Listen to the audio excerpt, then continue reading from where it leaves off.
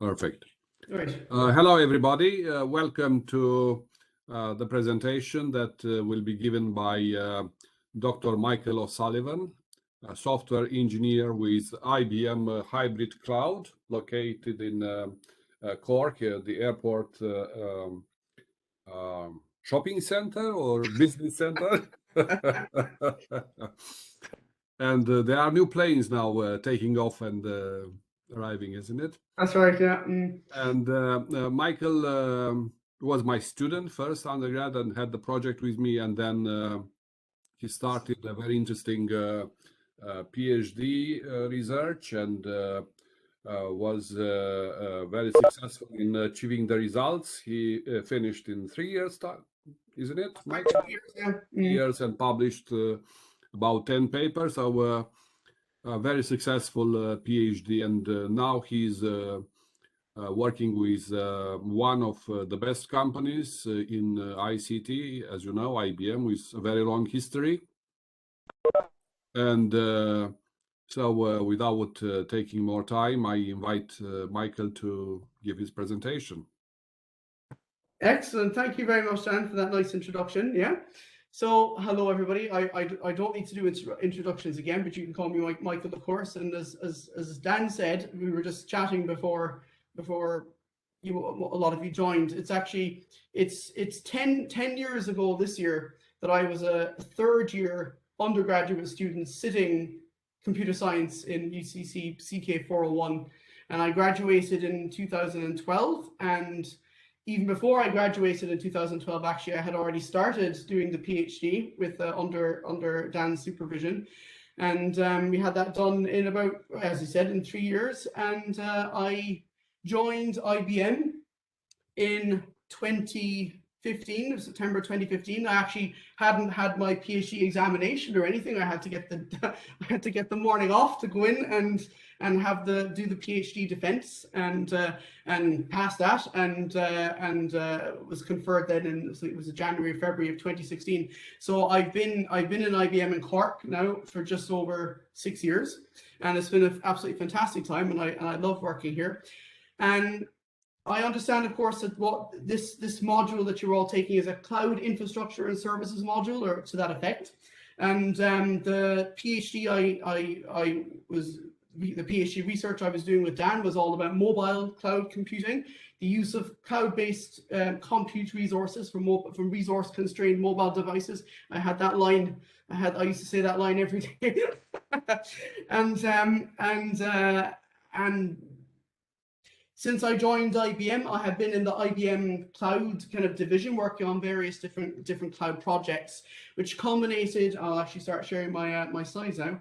Which culminated in my current role, which is, as Dan said, is a software engineer as part of IBM Hybrid Cloud. I'll just check there. Can everybody see my screen? Yeah, excellent. Yeah. Okay. I'll just put this into full screen out for a moment. Which culminated, as I said, in me working for my current role in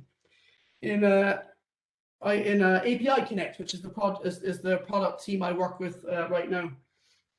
So first things first, I've noticed a small problem already in that I gave a presentation last year and I haven't updated the title of the slides at all. But we will be talking about the same things, essentially. We'll be talking about cloud computing, and we'll be talking about microservices. But this presentation is going to be a little bit different than what I've done before. I'm going to try and rely less on slides and show you some very practical things on the IBM Cloud. And what we're going to do is we're going to take a very top-down look at a cloud service running on a cloud platform and how that kind of decomposes at the bottom of our software stack into a series of microservices. And you'll hopefully come to an understanding of why we advocate for microservices design and how we use microservices on a cloud platform. Right, so the first thing I want to talk about briefly is, what is IBM Cloud? And at this point now, I'm going to come out of my slide, and I'm going to drag over my my web browser. As I said, I want this to be more interactive than I've done in the past. So IBM Cloud. So IBM Cloud, as you would expect, is IBM's cloud platform, right? And it's what's known. It's it's what's historically known as a PaaS platform, platform as a service.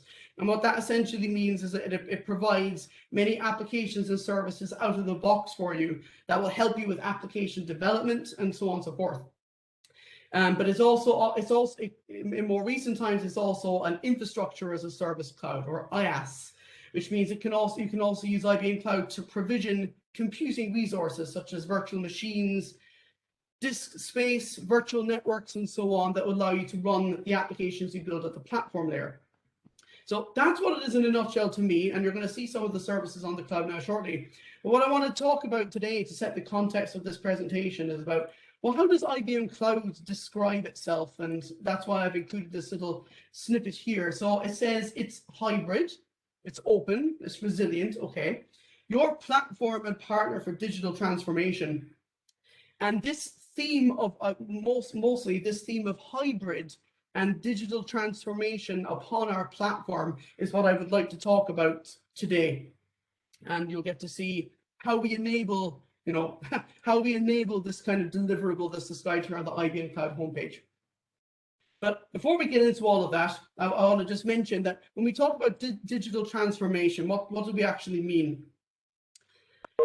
There are a lot of companies, especially finance companies, insurance companies, or companies that use or store a lot of very sensitive information on customers. It could be financial information, social security information, medical records, things like that. These companies have historically had all of their services and all of their applications running on computing infrastructure that's within their own data center. So that's to say, I don't know, if you go off to AIB in Dublin, they will have their own on-premise computing infrastructure, and historically speaking, they would run all of their applications that manage financial transactions on their own servers in-house, which is what we refer to as on-premise. However, there is good motive, those are good motives to keep things private, of course, that's all very sensitive information, but there's also good reason to try and migrate some of your workload and your data to a modern cloud platform. And the reason being is that on modern cloud platforms like IBM Cloud and many other clouds, you're going to see some of them in a moment, they come with services out of the box, and these are services that can help you develop apps and run apps. And okay. And I work on one of them. That's what I'm going to be showing today as a use case, okay? But these services are all up on the cloud, all right? But if companies like AIB have all of their traditional computing services on their own computing infrastructure, there's an open question about how do they avail of the services and the value that they can gain from using cloud-based services, right?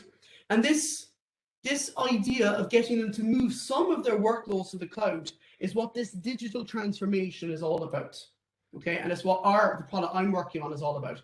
And in fact, to be more precise, it's what hybrid cloud is all about. And as Dan said in the introduction, I work as part of the IBM Hybrid Cloud organization within IBM on one of the products within that portfolio, okay? So that's what's meant by digital transformation. How can these companies that have computing services and applications running on their own server infrastructure, how can they move some of that workload to the cloud and avail of some of the services in the cloud to digitally transform their businesses, okay? Now, to give you a sense that this is the IBM Cloud Catalog, and if I scroll through this, there are absolutely numerous services available to you out of the box on the cloud. I won't even go through them, but what I'll do is I'll come up to the top. And if you look on the left-hand side here, we've got various different categories of services. Compute services, so like I mentioned, virtual machines for executing workloads. Containers, and Dan has told me that you've looked at things like Docker containers and Kubernetes in this module, and I'll be relying on that for what I'm going to show you. So containers is one, like Docker containers and Kubernetes clusters.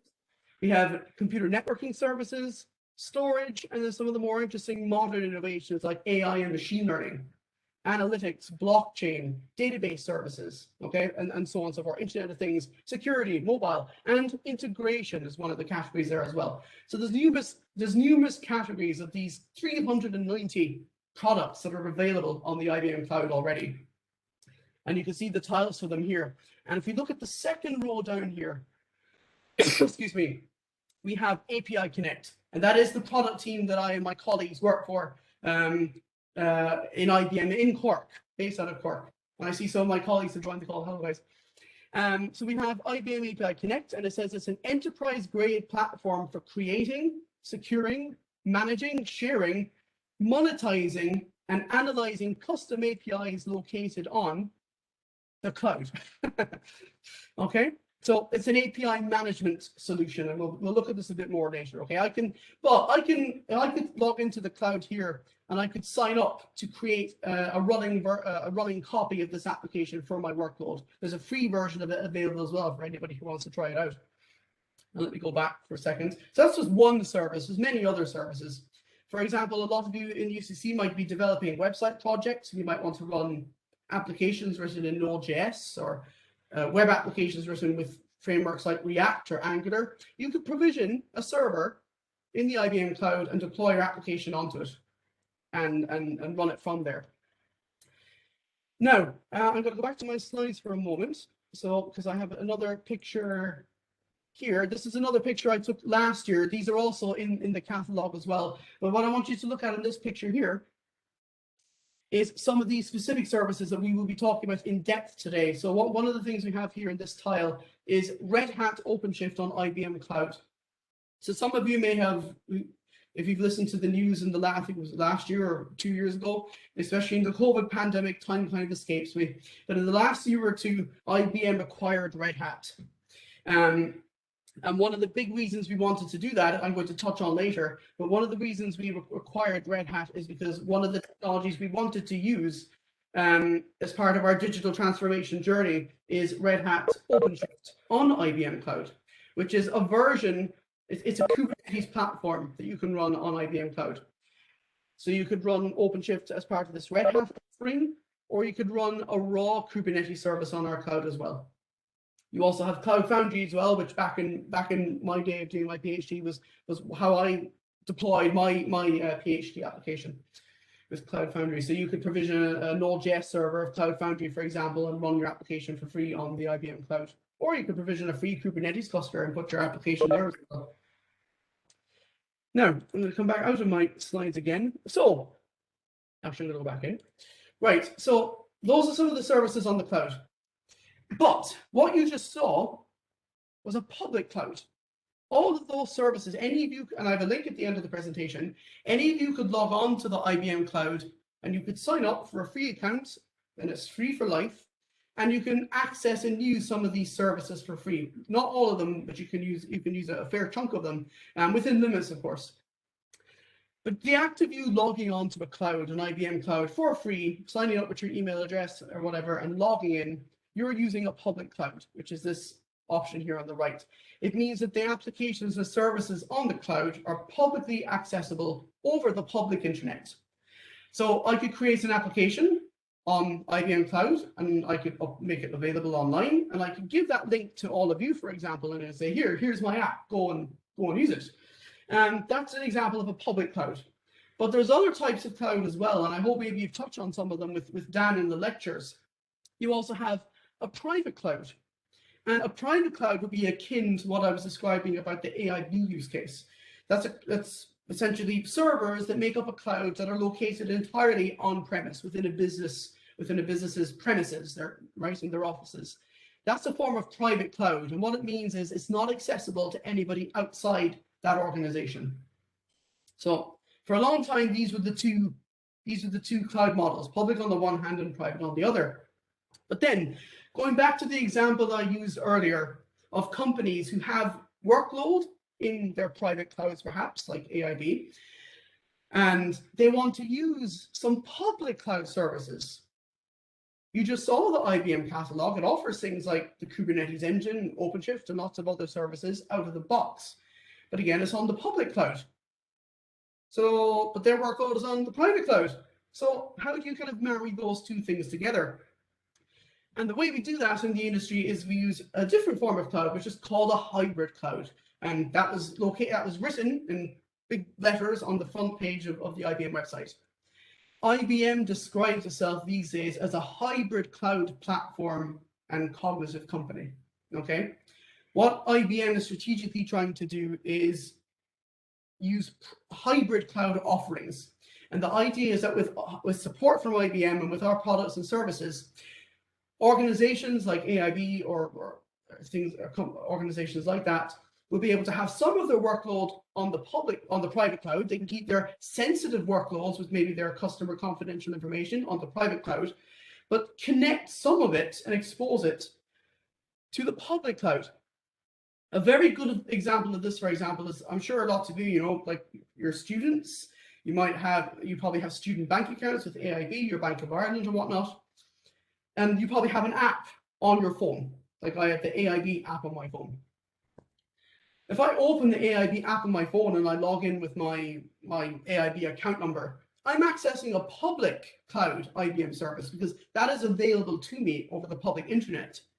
And I can see summaries of my accounts and my transactions, and I could transfer money. Those are all features that would have historically been located behind the firewall in the private cloud, but they've exposed that capability onto the public cloud so that people like you and me can access those services and actually perform those actions. However, the real financial records, the actual raw databases that contain all that information and that process transactions, they're almost certainly not available on the public cloud. So they remain on the private cloud offering, okay, which you don't get to see publicly because it's intranet, it's within AIB. So AIB, for example, in that example, would have adopted a hybrid cloud model. They have things on their private clouds and that you can't access, and the things on their public cloud that you can access. So that begs a question. I hope it's on the next slide. Yes, hybrid cloud. Actually, I've just been discussing this. Okay, so hybrid cloud is using this combination of potentially private cloud and public cloud, but at a simpler level, it's using different cloud platforms. And to make it even more interesting, my applications could use a combination of public cloud platforms such as Amazon or Microsoft Azure or IBM Cloud, and then they could use a combination of private cloud.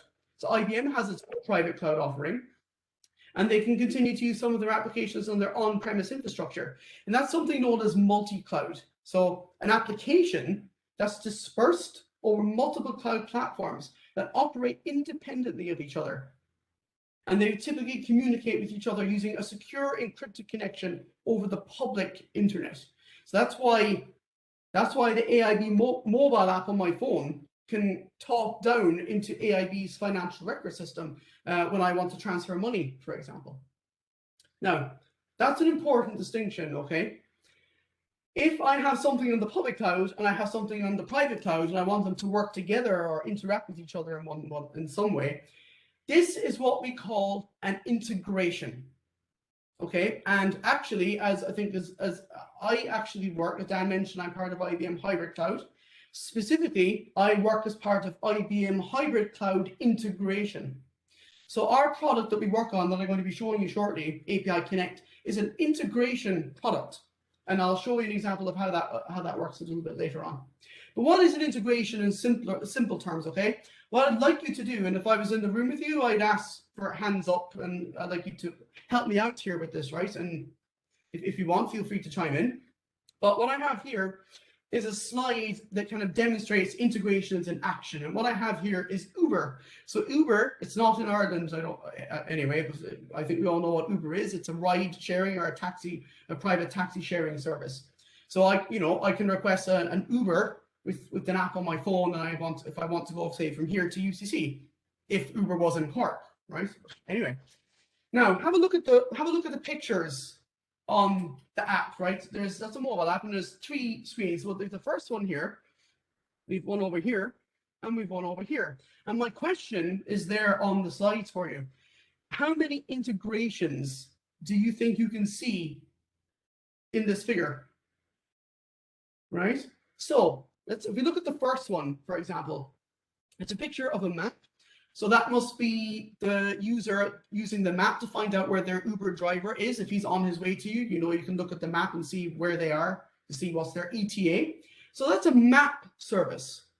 Right? It's a map service. So it's Uber superimposing the information about the location of their drivers on a map. Okay. We have a more detailed map on the next one with some directions.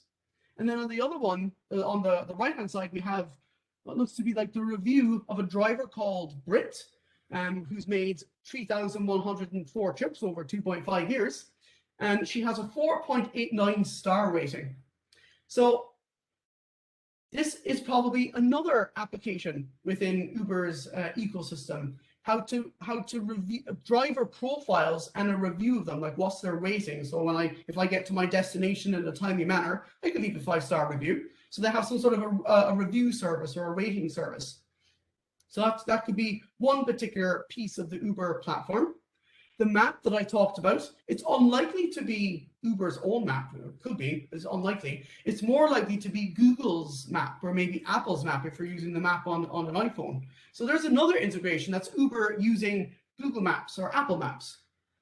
And at the very top of that map screen, you actually have a fee of $135. That's a very, very expensive ride. So they have some mechanism to charge the customer and then for the customer to pay the $135 when they reach their location. So that involves a payment system.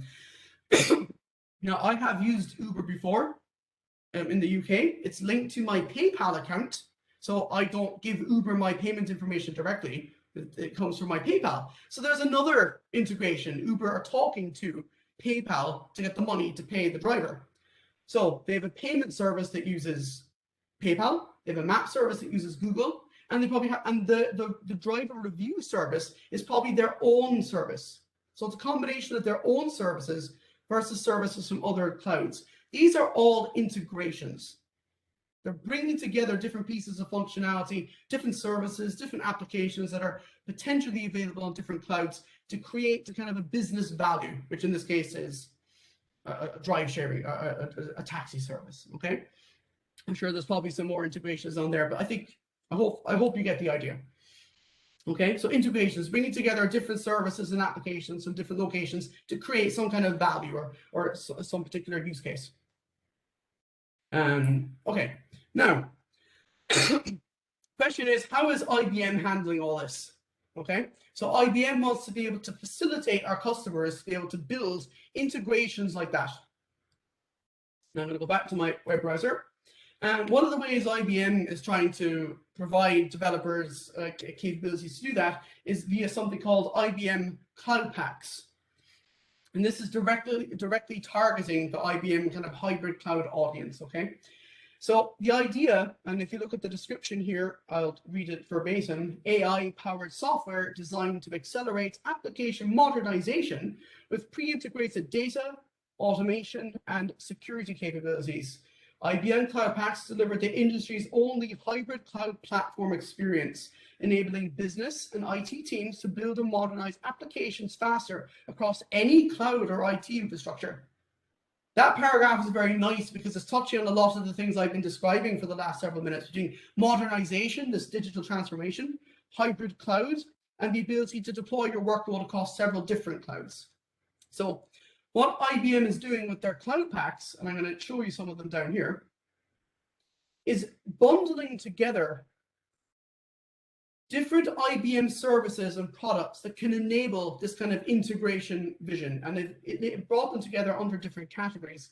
So one of the ones, as I mentioned before, my API Connect product that I work on is part of the IBM Cloud Pack for integration. So the integration Cloud Pack contains not only API Connect, the product I work on, but it contains a series of other products as well that also fall under this umbrella of integrations, like high-speed messaging buses, for example, would be another one. How does one system talk to another via a message bus, for example, that could be routed over the web using the secure encrypted connections? That's a form of integration as well. So that's another offering as part of the integration Cloud Pack, right? Now, but there's other different Cloud Packs as well we won't be talking about, but you can see they're kind of diverse. IBM Cloud Pack for data, for performing analysis on big data. So there's several big data applications available as part of that. IBM Cloud Pak for business automation, and my colleagues and I work very closely with our colleagues in the business automation space at the moment. So business automation are trying to build a series of cloud service to automate workflows, so that a workflow, for example, could perform a task that would usually need to be performed by a human in an automated way, and it provides services to allow you to build these workloads. Watson AI Ops. The idea of Watson AI Ops is to use Watson, and maybe you've heard of the IBM Watson as the artificial intelligence engine of IBM. And what they're using now is Watson combined with AI to perform intelligent insights into your IT operations and workloads. So, for example, predict failures before they happen, things like that. IBM Cloud Pak for network automation, I've actually never even looked at, so I can't tell you what's in it. I assume it has to do with the automation of virtual networks. And then finally, IBM Cloud Pak for security. So what does it say? Generate deeper insights into threats, orchestrate actions, and automate responses. Security is obviously very important. And security is the biggest portfolio in IBM and Quark. So that IBM Cloud Pak for security is very heavily driven out of IBM Quark, whereas our API Connect offering is just a service within the IBM Cloud Pak for integration. But the security one is driven out of Quark, as far as I know. So several different cloud packs. There are groups of software services that you can deploy onto your clouds to bring together the services you need to deliver a hybrid cloud solution for your apps and services. Now, I'm going to go back to my slide to remind myself what I want to talk about next. Oh yeah, so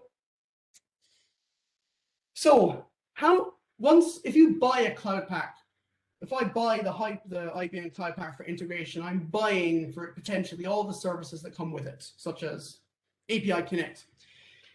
Now, what IBM is trying to do is when you buy one of these cloud packs, is to make it as easy as possible for you to deploy that cloud pack onto a cloud platform and for you to make use of its services straight away. And the way all of these things work is via containers and clusters, such as Docker containers and Kubernetes clusters. So you're going to see it very shortly, but API Connect, for example, is a series of Docker containers, and we deploy it onto Kubernetes clusters. The thing is, Kubernetes is quite complicated out of the box. It's very powerful, but it can be complex if you don't know what you're doing.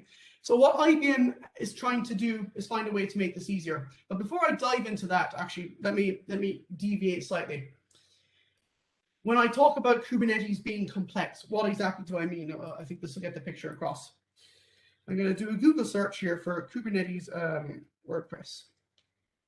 And like this is me now relying on some of your knowledge about Kubernetes from Dan. Okay, so let's say, for example, I want to deploy a WordPress blog. I want to blog about my experiences as a developer in IBM, or I want to blog about airplanes, which are my passion in life. And I want to do it with WordPress. So I could say to myself, oh, I know what I'll do. I will deploy a Kubernetes cluster, and I'll put WordPress on it. Problem solved, right? Well, let's have a look. This is the official Kubernetes documentation example on how to deploy WordPress on Kubernetes. So there's a couple of things you have to do.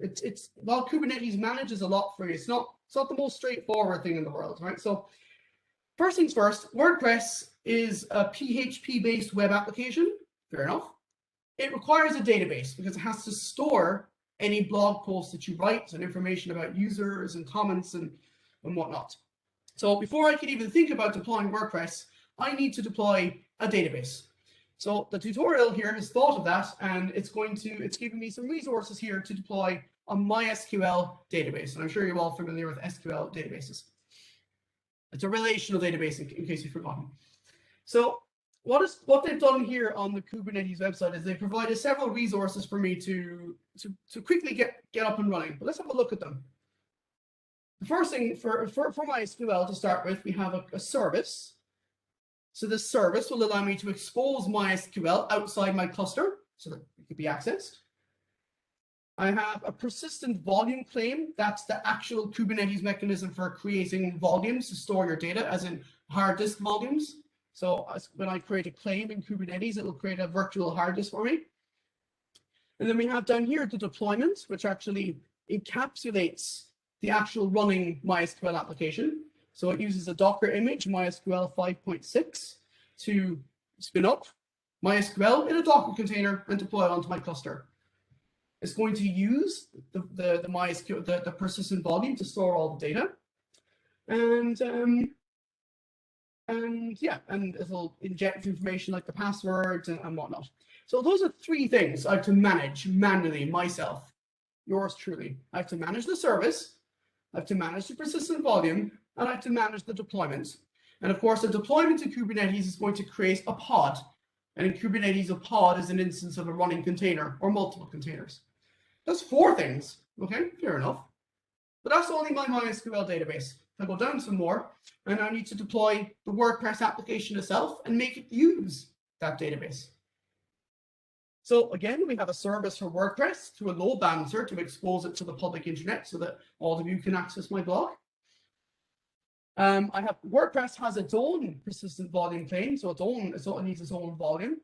And there's another deployment as well for WordPress, and that's going to use the WordPress Docker image to spin up the Docker container running the actual PHP-based WordPress application. And that will create a pod. So there's four things as well. There's four things there for WordPress, and there's four things here for MySQL. So that's 8 things. That's not 8 things I need to manage. I needed to deploy them all one by one. If I need to change something, I probably need to make sure that the change doesn't impact the other components of my application. In short, I am now responsible for managing all of that. So while Kubernetes takes care of managing the volumes and whatnot for me and getting the application deployed and running and so on and so forth, I still have to maintain it long term. Okay, so Kubernetes isn't doing that for me. Now, the idea behind IBM's Cloud Catalog vision is to take all this burden away of managing applications and try and manage it for you to make it easier. Okay, because a WordPress application is very small. You're going to see API Connect at the moment, and it's a lot bigger, to say the least. Okay, so bear this in mind. But the way IBM decided would be a good way to try and manage these things would be to avail of a Kubernetes platform that would make managing all these kind of application resources easier. And that is via Red Hat Openshift.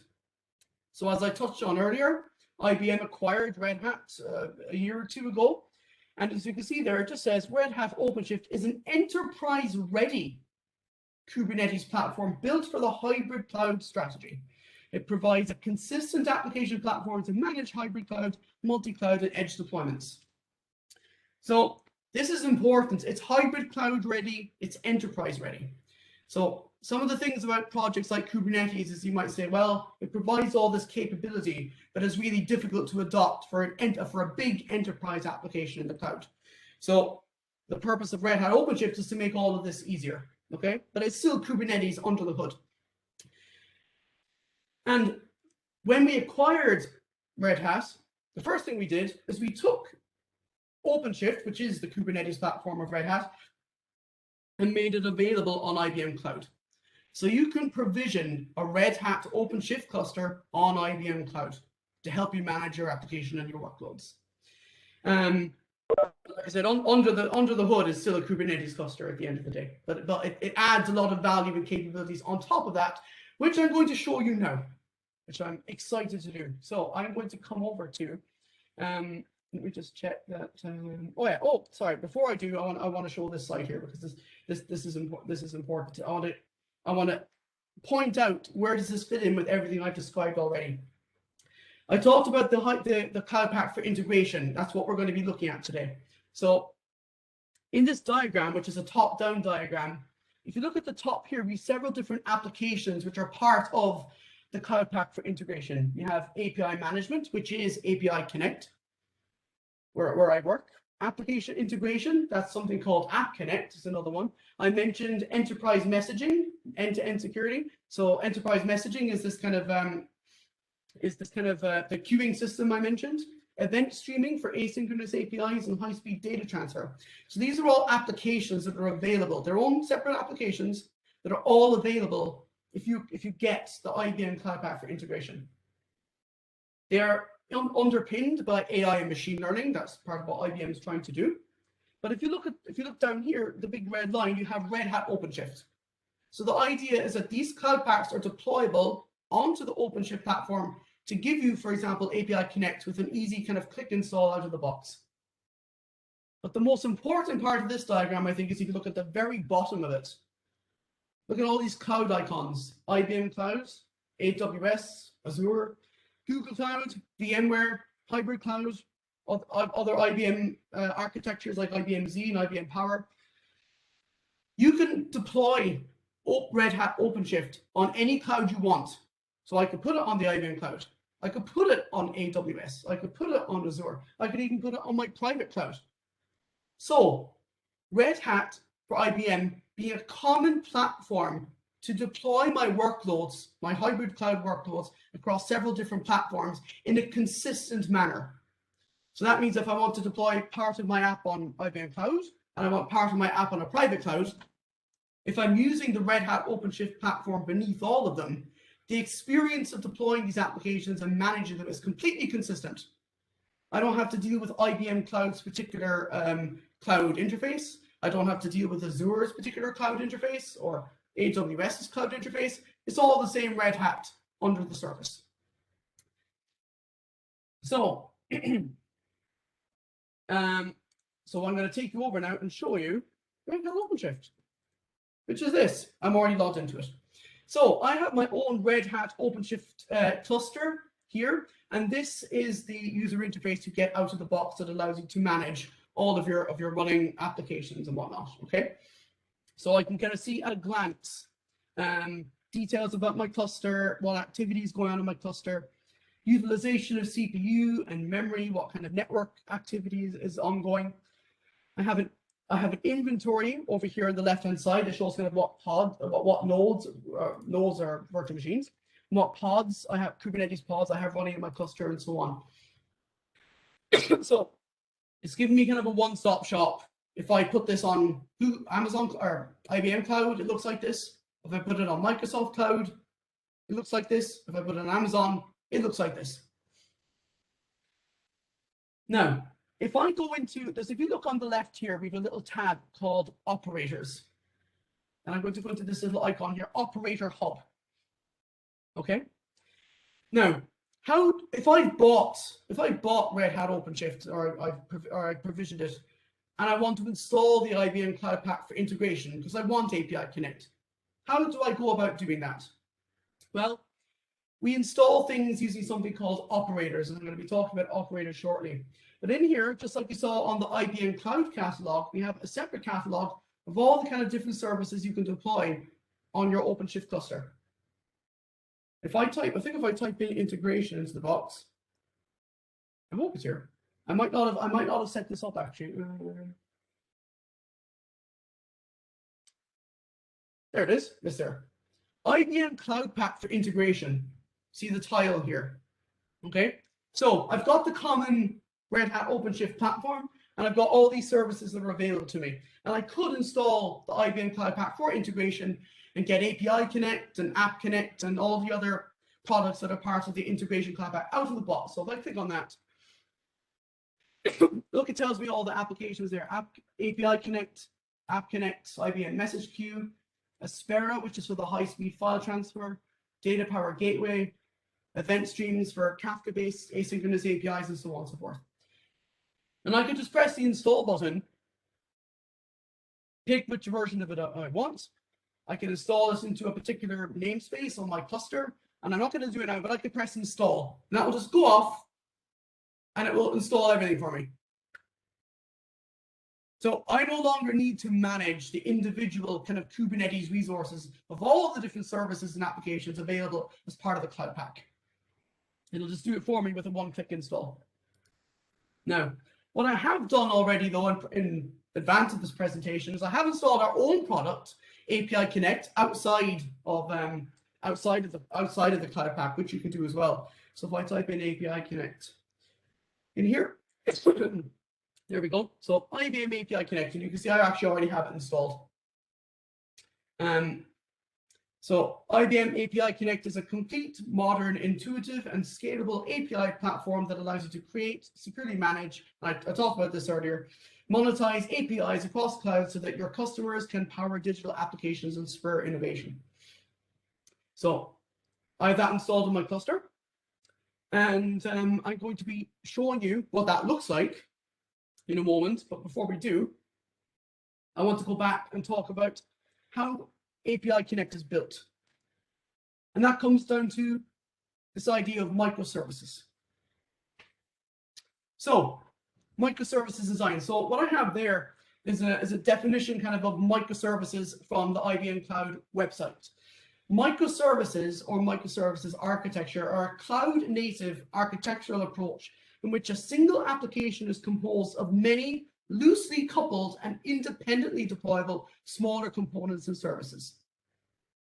And that again goes into this idea of hybrid cloud, because I could deploy some parts of this in one cloud and other parts of it in another cloud. So breaking down my big application into a series of several smaller applications that can be deployed and managed independently of one another. Each of them can have their own stack, which includes their own database. So microservices can manage their own data as well. They can communicate with each other over the web using RESTful APIs, over HTTP, or over message brokers. That would be, for example, a Kafka broker. And we typically organize, and you're going to see this in a moment, we typically organize microservices by their business capabilities. So the question is, well, if I have a big application, if I black box my application, how do I break this down into different parts? What should go into one part and what should go into another part? One way of doing it is by defining, saying, what are the business capabilities of my application, isolating them, and then actually deploying them as separate microservices. Let's have a look at a graphic of this. We have, on the left-hand side here, we have a public network. And in the public network, we have somebody's web browser on their computer or a mobile device or an IoT device. And they're talking to this provider cloud here, which could be an IBM public cloud or an AWS private cloud. And if you follow the arrows, look what they're talking to. They're talking to microservices. So these microservices are at the front of my application. So if I'm talking to API Connect, I'm conceivably talking to an API Connect microservice. And these microservices could be using some of the features that are further down the stack within my cloud, such as the cloud services for data and AI, analytics, messaging, development frameworks, logging frameworks. And as you go even further down, things like load balancing, container security. Even further down, you have the infrastructure like storage, networking, virtual machines. There's your stack. That's your technology stack. And the microservices sit at the very top. Okay. Now, what's also very interesting to me in this hybrid cloud model is if you look at the right-hand side of the diagram, you have an enterprise network. That would be the private cloud of AIB or whatever customer with their on-premise data. And you can see there at actually the very top, at the very top of their integration block here, they have the integration cloud pack deployed within their network on their own internal OpenShift stack. And they have API Connect deployed, this API management system here. And it's sitting on top of some of their internal databases, an enterprise user directory, ETL, enterprise data. So they're using API Connect to expose some of the data from their legacy applications and databases out into the public cloud so that users in the public cloud can access them via their mobile device. That's a perfect example of the AIB scenario. AIB keeping user data and financial information within their enterprise network. They want to expose some of that capability to customers so that they can self-service manage their accounts on their phones. So they use API Connect to do that. So they have API Connect deployed within their cloud.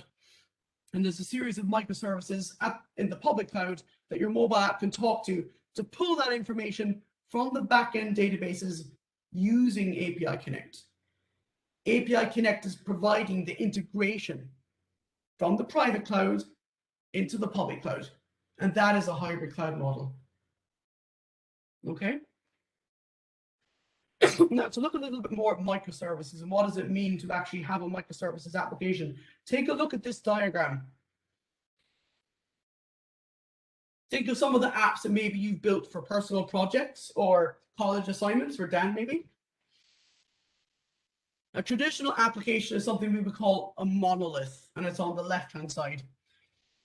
And that's where one application is deployed as one component, one unit. And we call that a monolithic application, and it contains one component, which we refer to as a silo. It's very, very big. It's very difficult to manage. It's very difficult to change. That's a prime example of the kind of legacy applications that banks and whatnot would have within their enterprise infrastructure. But within modern application developments, we try to adopt a microservice approach. So that's what you see on the right-hand side. We have a microservices-based application. It's one application composed of in this case, 1, 2, 3 microservice components. And each of them expose their own APIs and services. Each of them manage their own data. We'll get to that in a second. You know, so breaking down a monolith application into a microservice-based application. Okay. There's an example of, for example, in practice, as kind of a store application. So if you look on the left-hand side, you have an application server with a WAR file. I don't know, do you know what WAR files are? That's a web application archive file. It's a Java web application. If you think of jar, WAR is the web equivalent. And this application server contains the storefronts, the catalog, the recommendation service, the inventory service, and the billing service, all in one WAR component and one database. The way to decompose that into a microservices application would be to divide up all of the services. So you have a separate application for the catalog with its own database managing its own server, a recommendation service, which in this case is third party, so they're using an application from some other cloud service, an inventory service also with its own database, and a billing service also with its own database. And these are exposed via the user interface, the storefront up here, which is another service, and it also has a database. And the client connects to them via their web browser or their mobile app via a gateway, which is a piece of software that manages access to services. So there's an example of how you can break down one application into a microservices-based application. But microservices can be very difficult, right? If you have many, many services, they can be very complex to manage, especially if they're dispersed in multiple clouds. And if they're written in different languages even, you could have one microservice written in Go and another microservice written in Node.js. It can be very difficult to understand how they all communicate with each other, especially if they're dispersed. It can be difficult to debug them.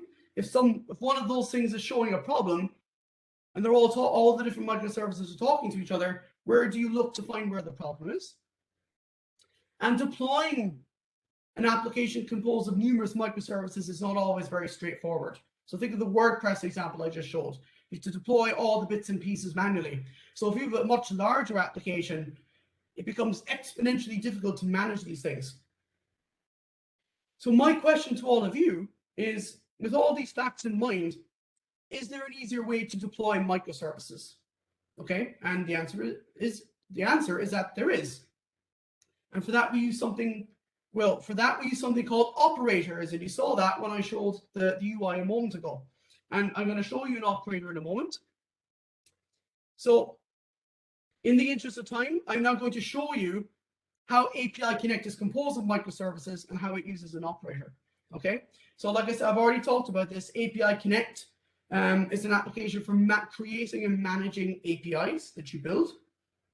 So you can build them in API Connect, you can publish them, and it will manage the versioning of them, the lifecycle of them, subscriptions to them. It provides a portal system for people to be able to browse and find your APIs. And it provides an analytics system to kind of monitor metrics for your API, like who's using your API, how many of the API calls are succeeding, how many of them are failing. That's what API Connect looks like at a high level. It's a pretty simple diagram, isn't it? You've got your API management at the top, which is what I work in. Then you've got your API gateway system, the analytics system, and the developer portal system. So there's 4 different systems. And what I'd like you to think about is, how do we break those down into microservices? Just keep that in mind for a moment. Here's the answer. If you can even see this, these are taken from an API Connect white paper written by my colleague Chris Phillips in the UK.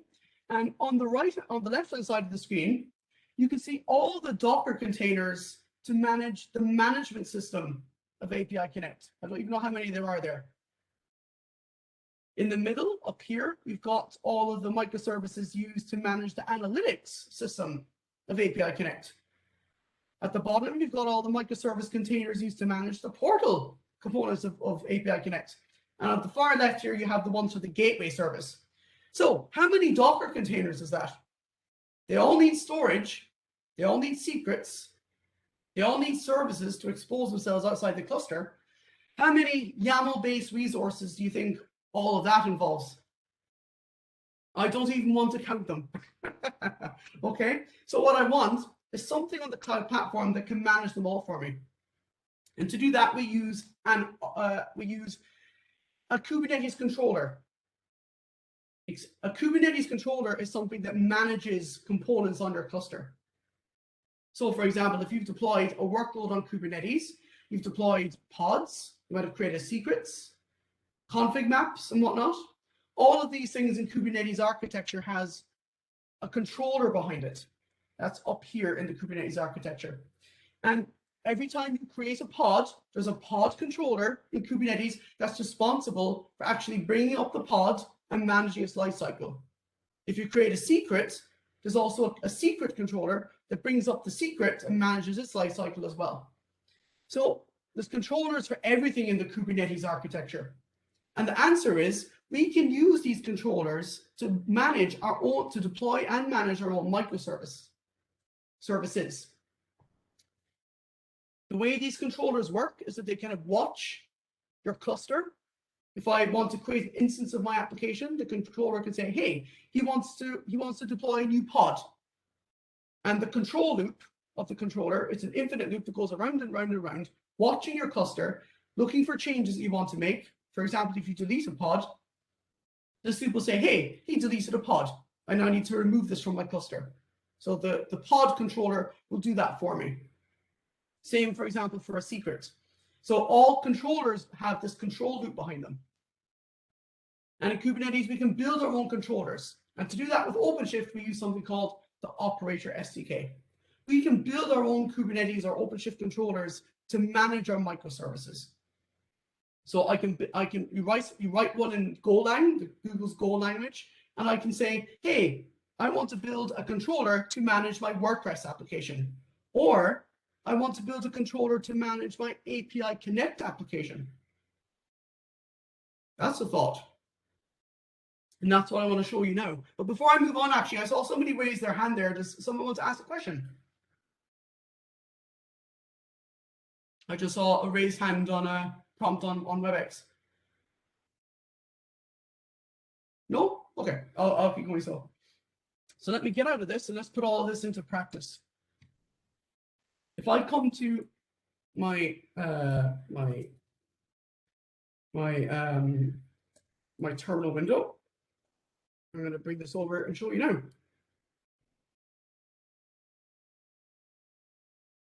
I'm running it. Here we go. I just ran this command up here. OC get PO. That's OC is the OpenShift equivalent of kubectl for those of you who use Kubernetes. So Kubernetes lists all my pods in the API Connect namespace, and I have them all here. So I have all of my analytics services here, my management services here, my portal service. Oops, goodness me. My portal services down here, and I also have a gateway service in there. This is a development deployment, so it only contains one of every service. But in a production deployment, it would contain multiple iterations of or multiple replicas of each service. And in here, up at the top, we have this pod here, IBM API Connect CC. That is the IBM API Connect Operator. So rather than me creating Kubernetes resources to manage all of these pods, I build an operator and it does it all for me. So if I want to install API Connect, let's give it a quick whirl to finish up on today. What I'm going to do is I'm going to create a new project in my Openshift cluster. I'm going to call it UCC. There it is, it's created now. If I now go to the operator hub, which is the marketplace of all the operators available to me, and I type in API Connect, and I click on it, now I'm going to install API Connect into this new UCC project. It's not already there. So I'm going to say install. I'm going to pick this version here, 2.1.5, and I'm going to put it into the UCC namespace. And I'm going to say automatic. So install. And now look what it says. It says installing operator. The operator is being installed. This may take a few minutes. Now, it'll only take about 60 seconds. So that's now installing. If I go to my command window, which is connected to my Openshift cluster, and I do OC get pod -n UCC, there it is. It's now creating. Can you see that? Pod initializing. So in a minute or so, that will now be created. I can keep checking, and if we get there eventually. Yeah, that's been created now. It also deploys some other services for me. So it's managing my dependencies as well, which is very important. It makes my life easier. And there we go. It now says the operator is installed and ready for use. So if I click View Installed Operators in this namespace, I can see what I can see in my terminal window there. I can see all these things are installed. So the API Connect operator is there and it's ready to install all the microservices that make up API Connect for me. So it won't install API Connect out of the box. It's just put the operator there for me. All the pods are now running. So what I'll do is I'll come into API Connect here, and I'm going to create a new instance of API Connect. So this one here, API Connect cluster. Create instance. So I'm now going to tell that operator, hi, operator, I want you to deploy API Connect for me now. All the microservices, all the pods, all the storage volumes, I want you to create it all for me. So I'll give it a name, UCC, for all of you. I have to accept the license agreements to say I accept a non-production license from IBM. I can configure a few different things. I can say what size I want it to be. I'm going to keep the small size for now, this development size. This version, 10.0.1.5, and I'm going to select a particular storage class. It's a type of storage, Rucksafe. And behind the scenes, this is actually preparing a YAML file for me. YAML stands for yet another markup language. It's preparing this for me. And what's going to happen is the operator is going to see that created in the cluster. And when it does, the control loop that we talked about is going to spot it. And it's going to say, hey, he's trying to deploy a new instance of API Connect. I will now deploy all the microservices that make up API Connect for you. So I'll just kick it off there. It takes about half an hour to deploy, so we're not gonna wait for that. I'm just showing you this is the process. And basically that's now created. And what will happen is if I look on my cluster, I can do OC get API Connect cluster in that namespace, UCC. There it is, created 20 seconds ago. And after half an hour or so, that will look exactly like the one I deployed yesterday, which is this one, API Connect cluster in this particular namespace. There it is. It's 4 of 4 ready. Four subsystems, management, portal, gateway, analytics, all ready.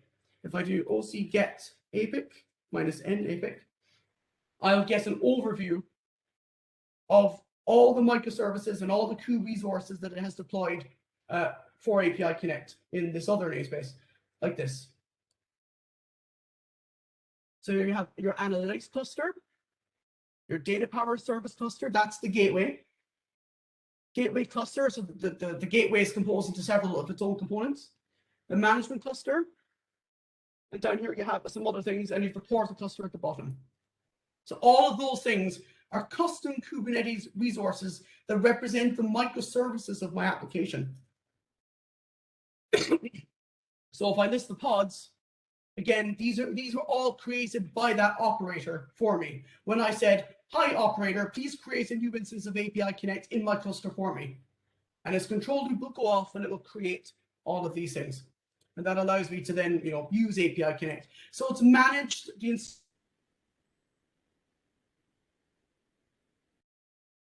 a single YAML file or configure anything manually.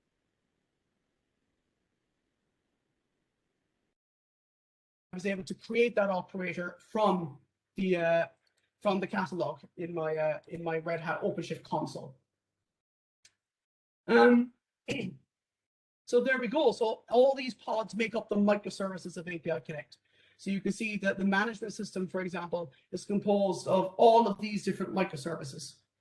Each Docker container, each pod you see here in the cluster is its own microservice. So APIM here is the brains of API Connect, does all the decision making. I work in this space. Juhu is an authentication service. LDAP is a user directory. LUR is a user registry. There's the user interface and so on. Task Manager here is an interesting one. That used to be part of APIM and they broke it up into a separate microservice. So there's even scope to take all these microservices and in the future potentially break them down into even smaller microservices. And all of these services can interact with each other via the OpenShift cluster to exchange data and manage the entire lifecycle of API Connect. So I think that's actually all I have. It is actually, that's the end of my slide. So I'm just going to say, I was asked to give this particular announcement this morning. If you liked what you saw, and I know obviously you're all third-year students like I was at the time, IBM, the API Connect team here with me in Cork has 2 work placement positions available for third-year work placements next summer, starting in April or whenever it usually starts. You can see that on the IBM Careers website here, Intern Software Engineer, IBM API Connect. I'll send these slides around to Dan. He can share them with you, and I'll make this video available on my educational YouTube channel. And but for the meantime, if you're interested in applying, you can actually apply that link and send in your CV. And like until Dan sends around the slides and whatnot, if you want to make a note, if you want to make a note of that number there, that's a reference number for the internship position, for the 2 internship positions we have, and that only went online this morning. So if you don't have a placement already and everything you just saw sounded interesting, maybe you could take a look at that and consider sending in your CV. You can get a free IBM Cloud account for life with a free Kubernetes cluster at this link here. And you don't have to provide a credit card or anything. And I have some links and whatnot to other presentations I've done in the past for Dan and some others and some other additional reading as well, which you can be looking at in your own time. So that's it. My apologies for going over time, but I did want to squeeze all that in. I hope you can all see the picture from top to bottom. A hybrid cloud distributed over many potential clouds, applications deployed onto those clouds. We manage them using a common platform, which is OpenShift. The platform itself does the work of deploying them for us using the operators. And what the operators do, they provision microservices for us that make up the base parts of our application. So, and API Connect, as I said, is a prime example of the architecture I've been talking about today. So that's it. Thank you very much for your time. And I'm happy to answer any questions you may have. First of all, Michael, I want to thank you very much for an excellent presentation. Thank you, Dan. I appreciate it. It was very good and comprehensive. Well, it's a bit late and maybe everybody is a bit tired, but it was an excellent, and you touched the key aspects of this technology. So any questions? And let me also say that my team told me this morning that if nobody asked me any questions here, they're going to throw a couple of hard ones at me. So please, for someone to ask a question. Yeah. Just waiting, Michael. You're waiting, Dennis.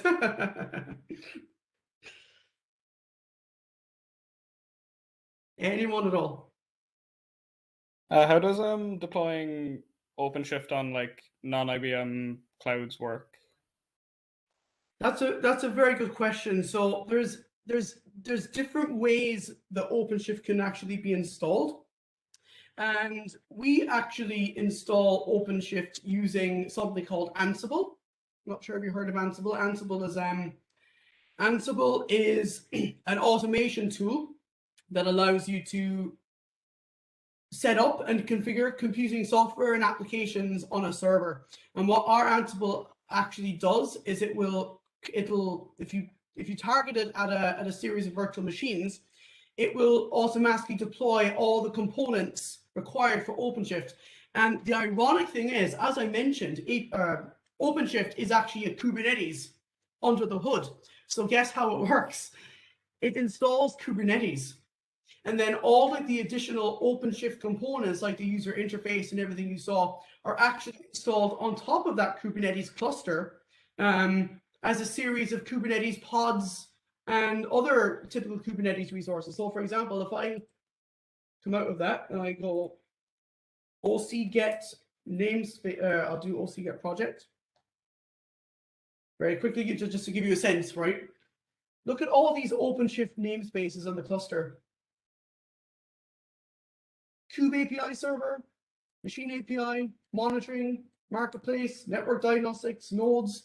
It uses Kubernetes itself to actually manage all of its resources. So all of these things in the cluster are actually under the hood. They're plain old Kubernetes resources. So to install OpenShift, we can use our Ansible playbooks, and they will actually set up Kubernetes for you on a cluster. Kubernetes is downloaded from the Kubernetes website. It's installed onto your hosts, your servers, and then OpenShift comes along and installs its own features as Kubernetes native resources, which is pretty cool in my book, you know. And that experience can then be shared across the different cloud platforms. That's one of the things that's supposed to make it easy, you know. So it's a good question, very good question.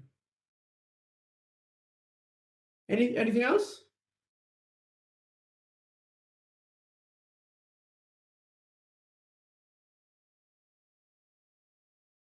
I guess we're done, so Dan. Yes, probably. Do you have any questions, Dan? You know, Well, I have a lot of questions, especially with microservices, because I try to make the case for microservices, and apparently you raised the problem of complexity and managing all microservices and so on. And yes, there might be an issue with you know, connecting all these microservices and making applications out of them, and exactly. If you remember, trying to optimize. Yes. So you can get lost at some stage if this model is too successful. But oh, absolutely. About it, maybe. It's a very good point, Dan, because if you look at I can bring it up here. Hang on. If I go to CNCF, this is the Cloud Native Computing. This is the Cloud Native Computing Foundation, which Kubernetes was donated to as an open source project by Google, who invented Kubernetes.